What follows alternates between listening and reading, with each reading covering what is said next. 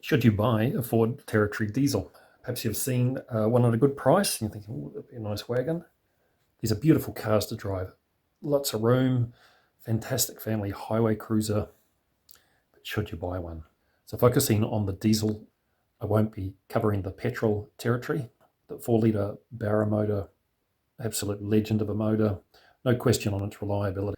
But what about the diesel? It was only the SZ that came with the diesel. It was made 2011 to 2016. In this video, I'll only be covering problems that are specific to the diesel Territory. I'll be going off, my personal experience, having owned a few of these, and what I've seen on the forums. I won't cover normal wear and tear. Normal wear and tear items should be part of any pre-purchase check. Differences between the SZ1 and the SZ2. SZ2, they went for a cheaper conventional bulb here. So this one's an SZ2. The SZ1 has LED fog lights inside. That's where the big differences are. Both use the same diesel motor and drivetrains. The main difference mechanically are between the two-wheel drive and the all-wheel drive models. These use different gearboxes, drivetrains. My experience has been with the all-wheel drive model. I will do my best to cover the two-wheel drive as well.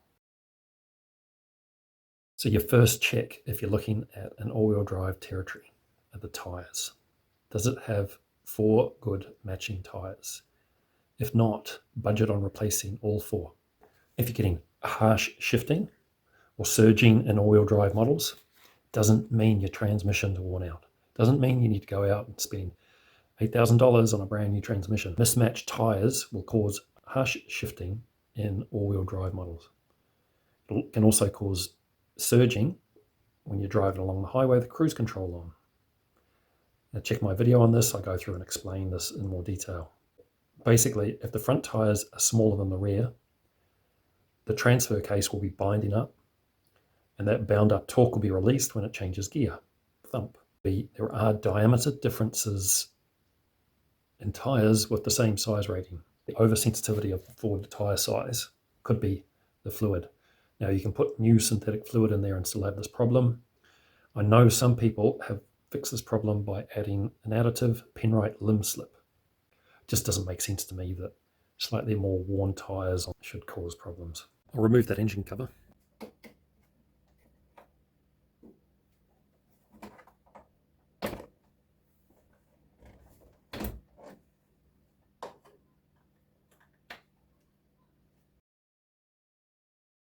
We have somebody posting at least once a week, somebody posting, my Territory diesel has a engine fault, it's in limp mode. DSC fault, what could it be? Some of them have already been charged thousands of dollars. We've replaced the wrong parts. Often, it's just the fuel filter. Or it can be the EGR valve. The codes will tell you which. Well, you wouldn't write the vehicle off for a fuel filter. I expect many have been though. This fuel filter, because it has temperature control in it, if the outlets get blocked, a bad fuel filter will cause the fuel pressure to go too high. And a lot of mechanics seem to struggle with that. Fuel pressure's too high. Oh, it must be the high pressure fuel pump. $5,000, please. No. If you're looking at one of these, has the fuel filter been replaced? Not a big deal to replace, of course not. But there is one gotcha there. This has 2 fuel pumps, right? It's a direct injection vehicle. High pressure pump on top there. Low pressure lift pump in the tank. The low pressure fuel pump can be completely dead, failed, and this will still run for years until you got to replace this fuel filter. Then you'll introduce air to the system. Then you find out that the low pressure pump has failed. You can't reprime the system. You can't start the engine. You've bricked it by trying to change the fuel filter. So I'll take you through. I've got a whole video on this, but I'll very quickly show you in your pre-purchase check, does the low pressure fuel pump work? Check if the low pressure fuel pump is working by turning the ignition on without starting the engine. Listen, hear if the lift pump, the one in the tank, is working before you start the engine.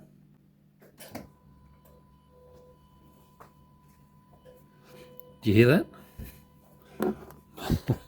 I've tricked you. That noise is not the fuel pump. There's a pump here for generating vacuum that runs your brake assist, okay?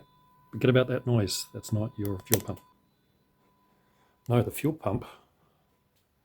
I'm going to head down here. There is your fuel tank.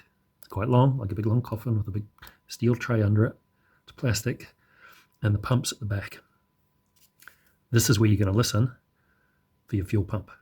So have the owner turn the ignition to on without starting the engine, and you're going to listen for that pump to turn on. It should run for 10 seconds and then turn off.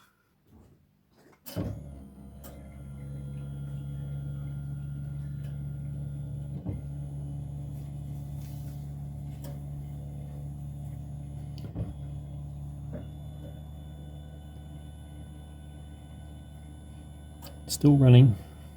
Keep listening. Should turn off soon. There. That one's working. So those lift pumps do seem to fail. 200,000 Ks, 10 years old. You cannot access that through the back seat. Like a lot of cars, you have to drop the whole tank down. Pain to do. A lot of them, it will be dead and the car will be running fine. But you're going to have to replace that filter at some point. In fact, I would recommend you replace it straight away if you get one of these. Another common failure point, I shouldn't call it a common failure point, I should call it a guaranteed failure point, is the exhaust gas recirculation valve. There's two of them, one on each side of the engine, one there and one down here. These pipes bring exhaust gas into the engine. It's part of the emission system. When they fail on the Ford Territory, it puts the car in limp mode. It'll also bring up a DSC fault. These seem to fail about 10 years, 250,000 kilometers, something like that. Have they been done? If not, budget for new ones. It's not something you can really check during an inspection. You're just looking for receipts. You're looking for receipts using original equipment parts. Replacing them is a pain. That's it down there at the end of the steel pipe. Ford just didn't do a very good job of providing good access to that valve.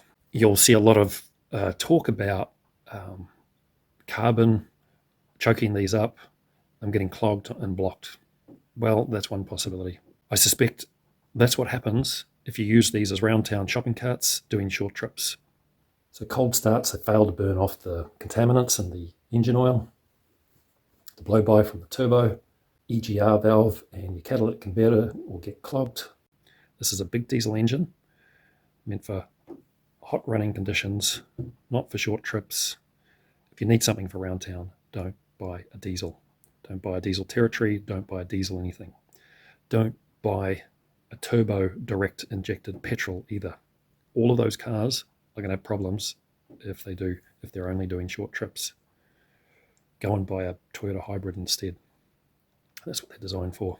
And cold diesel engines running short trips are going to make those air pollution problems even worse. Particulate matter, nitrous oxides, particular towns with, they get temperature inversions, but not in rural areas. Open road driving, that's where the diesel motor shines, and that's where they're more economical and more reliable.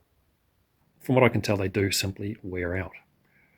At over 200,000 kilometers, over 10 years, they will wear out. I don't think that's too unreasonable. Problem is, if you take it to a mechanic, they will charge you, let's call it PETA tax. PETA, pain in the ass. They're tricky to get out, and a lot of mechanics will charge accordingly. Some of them, I think, would just charge crazy money and they hope you'll go somewhere else.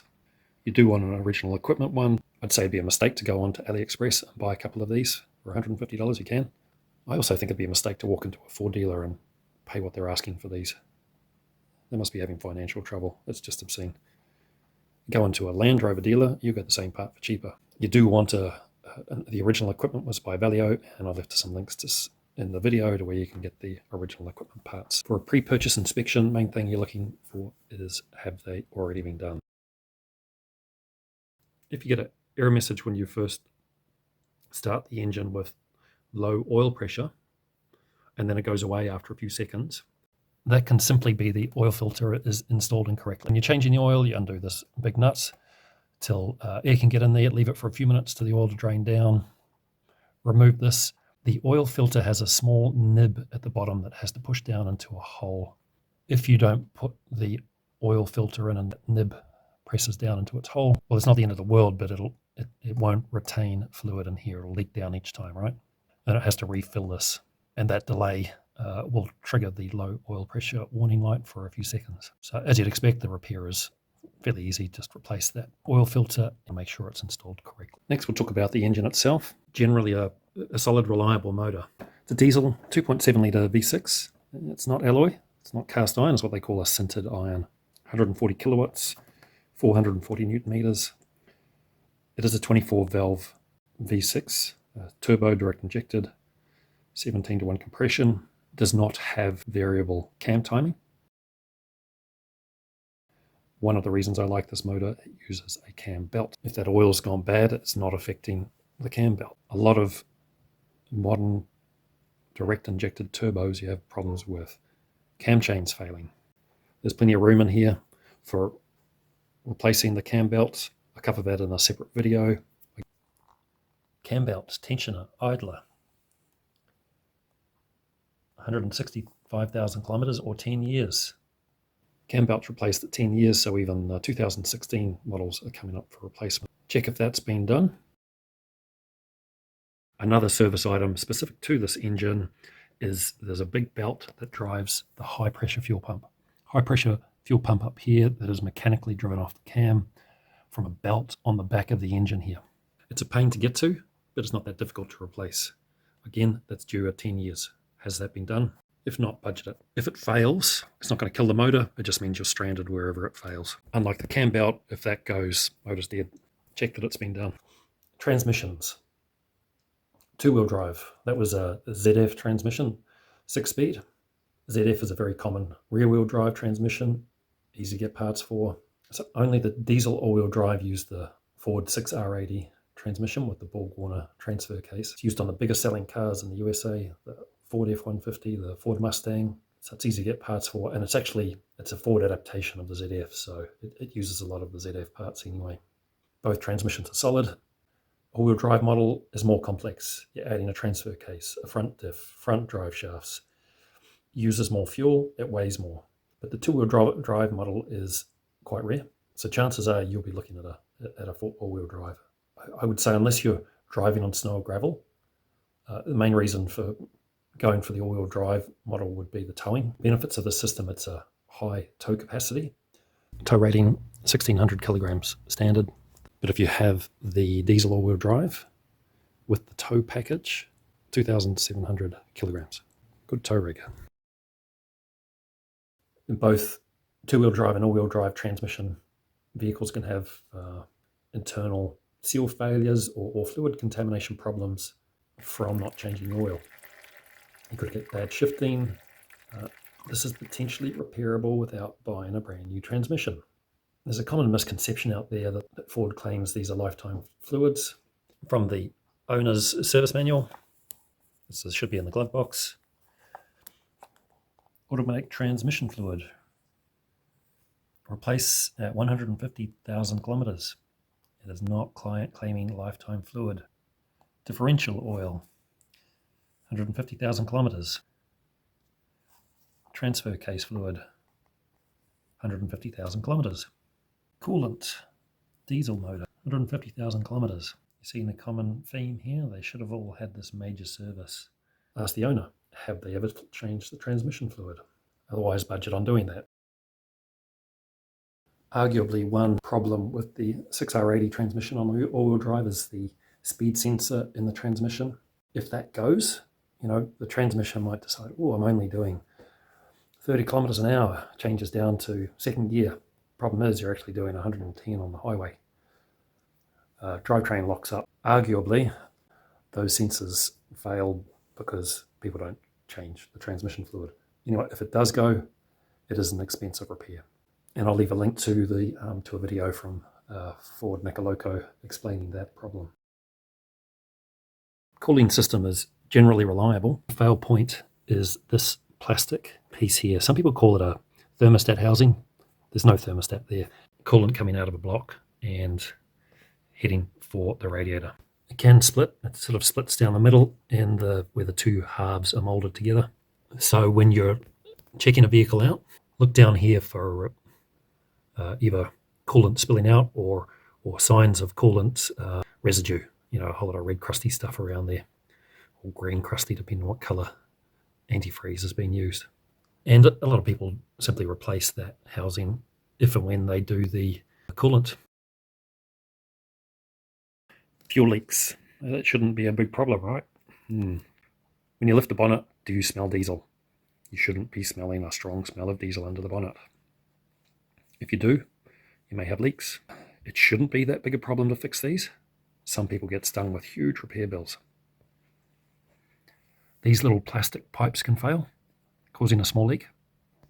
You can't just replace one piece of pipe, you've got to replace the whole deposit parts and get those on. Not a massive repair bill. There's another leak that can come up, and that is a leak from the fuel injectors. So if you're smelling oil, are you seeing oil around these injectors down the bottom here? Now, if fuel's leaking, there's a possibility of a fire. So perhaps not too surprising that some mechanics will insist on replacing the entire injector. These are like $1,000 each, and there's 6 of them. For a leak, I haven't had this problem. I know some people have fixed this problem by replacing an O-ring and a copper washer. Is your mechanic willing to do that? Personally, I'd be happy to take the risk for myself, trial and error of putting an O-ring that's potentially the wrong size and having to do it again. The door lock actuators, these do fail. Same as the Falcon, not a big deal.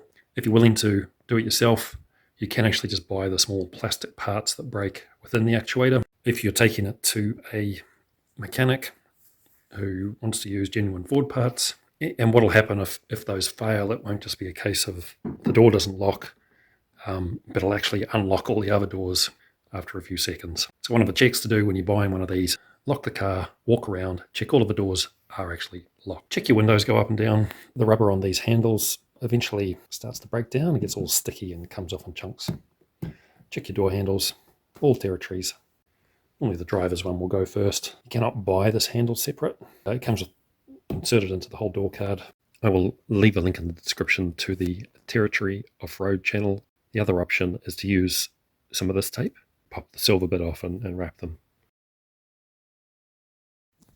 I've owned both the SZ1 and the SZ2. I must say I do prefer the infotainment system in the SZ2. I believe this is a Microsoft system. Only really trick I find is you have to sort of long press for the touchscreen. If you just tap it, it doesn't work, but as long as you hold your finger there for a second, it responds. In terms of reliability, yes, these can fail. If you do find one that's got a dark screen, there is a dark screen mode. Check that it's not in dark screen mode.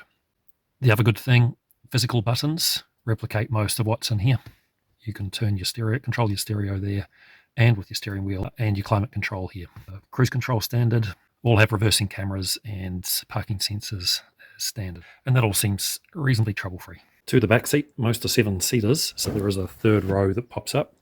I believe for most of them, it was an option to have the 5-seater without the third row. Titanium models have the little DVD player on the back.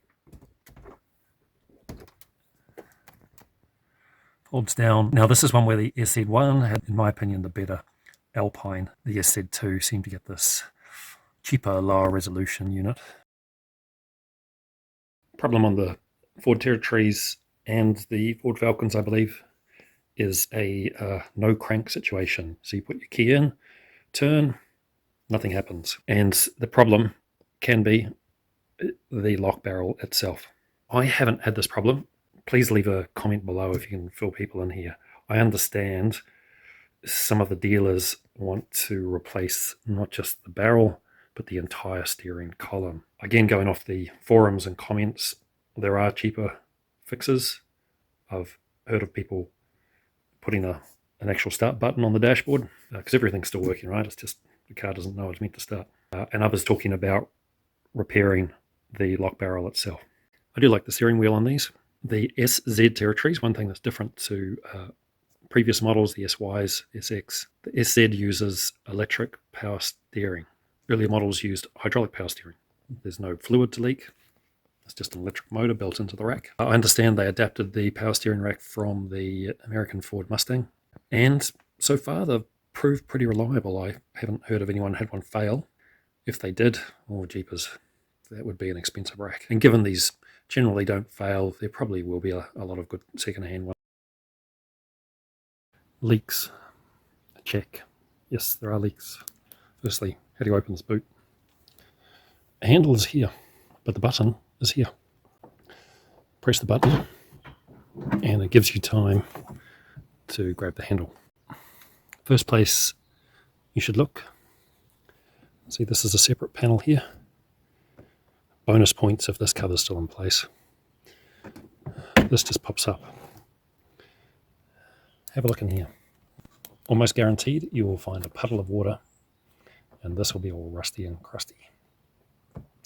This is where the water gathers that's been leaking from the boot. So where's the leak? Well, it's a really nice feature with this open separate. Again, you've got a button here, door, glass. Push that button and pull on the plastic. Two places for leaks. Firstly, this seal shrinks, pulls away from here.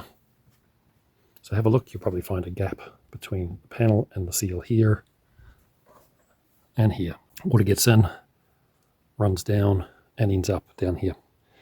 In the process, sometimes it gets onto the electric motors that actuate the lock and cause them to fail. It also leaks around the stop light. Easy fix for this one, 2 screws, take that out, clean it up and seal it properly. You can order replacement seals, they're not that expensive. Done is got a piece off a rack, split it and wedged it in there so that this is long enough to actually seal. Before you check that, ask the owner to open this. Ask them if it works.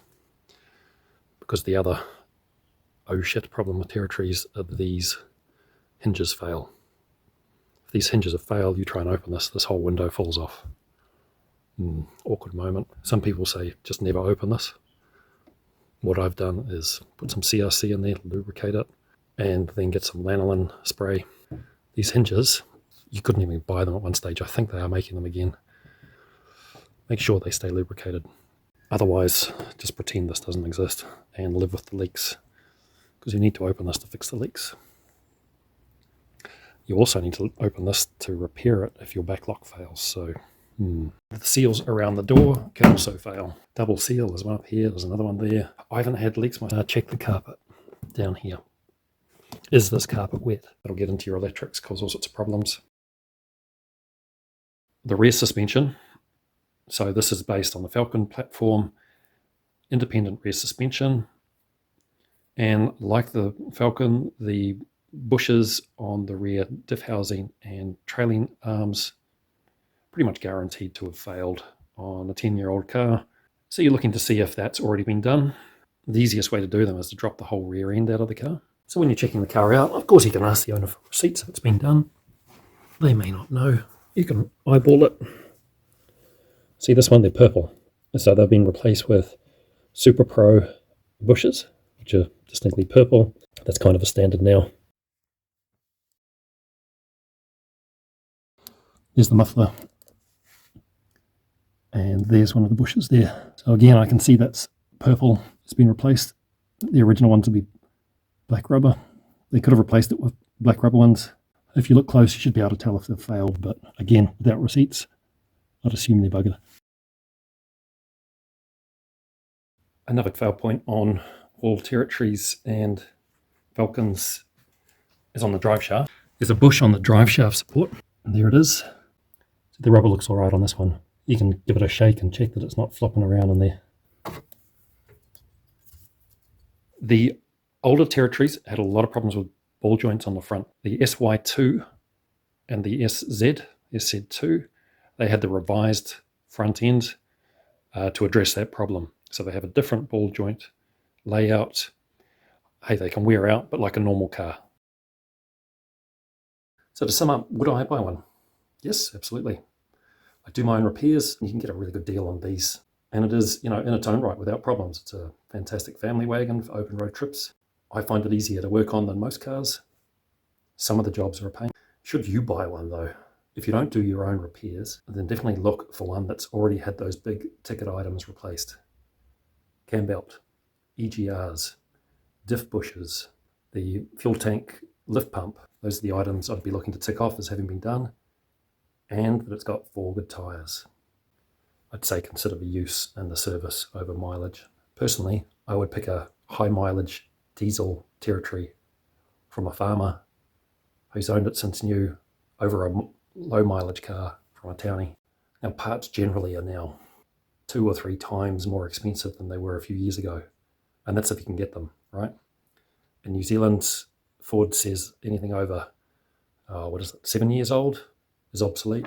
In Australia, I think they're required to go for 10 years. In some ways, that's why the diesel is a good option, because this engine doesn't rely on Ford Australia. This transmission and the all-wheel drive and the rear-wheel drives, they're used overseas. There's good aftermarket support for them. Finally, please leave a comment with your tips and advice.